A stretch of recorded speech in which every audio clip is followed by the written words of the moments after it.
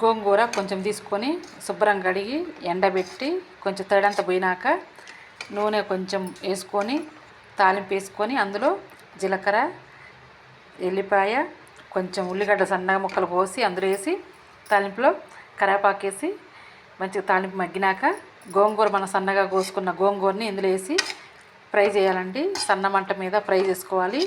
ఇలా గోంగూర తయారవుతుందండి. గోంగూర ఉల్లిగడ్డ సూపర్ ఉంటుందండి.